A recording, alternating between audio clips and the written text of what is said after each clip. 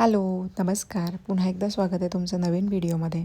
आत्ता वाजलेत सकाळचे साधारण 4:45 आणि मी काही नोट्स काढते आहे माझ्या विजन बोर्डच्या अकॉर्डिंग आणि अफर्मेशन्स, मेडिटेशन वगैरे सगळं झालं आणि मग वॉटर अफर्मेशन्स घेतले. सकाळी छान गरम पाणी वगैरे पिलं आणि मग माझा दिवसाची सुरुवात झाली. त्यानंतरचा व्लॉग डिरेक्टली मी तुम्हाला 9:30चं शूट दाखवते आहे. उठलो आणि बाळ उठलेलंच होतं. तिला छान रवा आणि पोहे याचा मिक्स डोसा करून छान खाऊ दिला. सगळ्यात महत्त्वाचं काय आहे की आपल्या बाळाला कधी कुठल्या बाळासोबत कंपेअर नाही करायचं, कारण की प्रत्येक बेबीची इंटेक कॅपॅसिटी वेगवेगळी असते. त्यामुळे आणि प्रत्येक बाळाचं रुटीन वेगळं असतं. झोपेचं रुटीन, उठण्याचं रुटीन आणि खाण्याचंसुद्धा, कारण की सगळ्या गोष्टी पूर्ण वेगळ्या असतात. त्या बॉडीला वेगवेगळ्या वेगवेगळ्या गोष्टी एक्सेप्ट करायला थोडासा वेळ लागतो. त्यामुळे आपल्या बाळाची कधी कोणासोबत तुलना नाही करायची. एक डोसा दिला किंवा एखादी तुम्ही गोष्ट दिली तर त्याच्यामधली सुरुवातीला ते बाळ 1/4 खाऊ शकतं, नंतर 1/2, नंतर 1/3 असं हळूहळू त्याचं प्रमाण वाढत जातं. तर छान टिलूने एन्जॉय केला. दुपारच्या जेवणाला कढी पकोडा बनवलेला होता आणि भाकरी, छान सलाड घेतलेलं त्याच्यासोबत आणि सूर्यवंशी पिक्चर लावलेला. मूवी बघितला असला भारी, म्हणजे मी किती पण वेळा बघितला तरी तो कमीच असं वाटतं.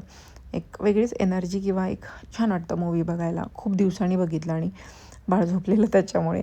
त्यानंतर बाळ झोपलेलंच असताना छान अशी तयारी केली. म्हणजे आपल्याला पण कधी कधी असं होतं ना की रेग्युलर जेवण खाऊन खाऊन कंटाळा येतो. मग आपण पण काहीतरी वेगळं ट्राय करतो. मग बाळांना पण फ्राईज कशा पद्धतीनं देऊ शकतो, कारण की 4 वाजता थोडंफार चटरपटर स्नॅक्स जसं आपल्याला पण खाऊ वाटतं तसं बाळांना पण असतं की कंटिन्यू डाळ भात किंवा तूप भात, साखर की जे काय असेल ते नाही सतत खाल्लं जात. त्यामुळे मग जेव्हा तुमचं बाळ प्रॉपर सॉलिड फूड खायला सुरू करेल तेव्हा लाईक टिक्की किंवा असं काही, मग मी हा बटाटा तुम्ही कच्चे बटाटेसुद्धा उकडून घेऊ शकता, पण म्हणजे साधं डायरेक्ट स्लाईस करून. पण मी ऑलरेडी पूर्ण बटाटा उकडून घेतला आणि छान असे त्याचे फ्राईज केले आणि ते फ्राईज अगदी थोड्याशा तेल तूप टाकून तुम्ही छान असे शॅलो फ्राय करू शकता. सगळ्यात महत्त्वाचं काय आहे की ते बाळ पण एन्जॉय करतात आणि त्याच्यामध्ये थोडंफार जिरा पावडर वगैरे टाकलं तरी चालतं आहे तुमच्या अकॉर्डिंग. आणि त्यानंतर मी इथं टिलूला डिझनीलँडचं जे काही आतलं सगळं आहे ते सगळं लावून दिलं होतं, म्हणजे एक व्हिडिओ लावलेला आणि ती पण त्याच्यावरती छान डान्स करत होती. संध्याकाळी ना चिकनचा बेत ठरलेला.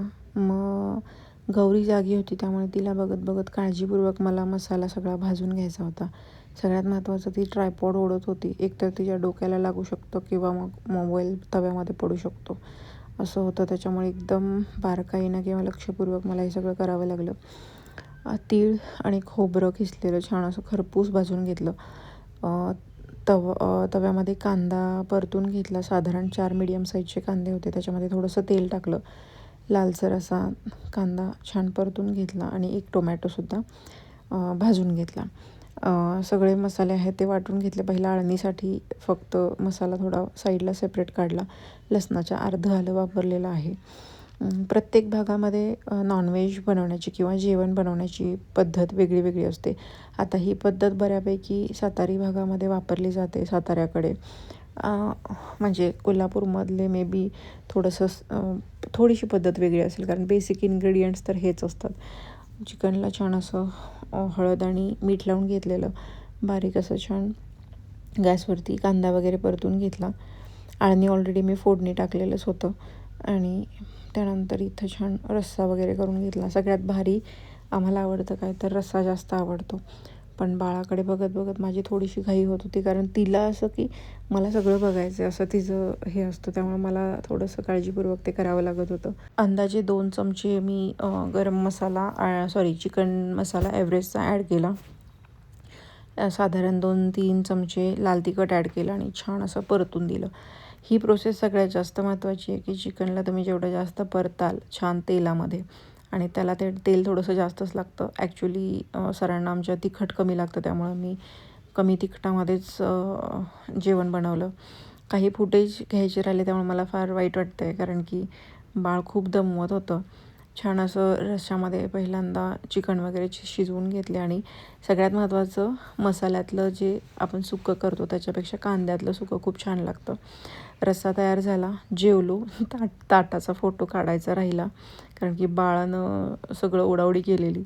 आणि मग त्याच्यानंतर आम्ही साधारण 11 11:30च्या आसपास आम्ही खाली वॉकला गेलो कारण की टिल्लूला घरात बसायचंच नव्हतं.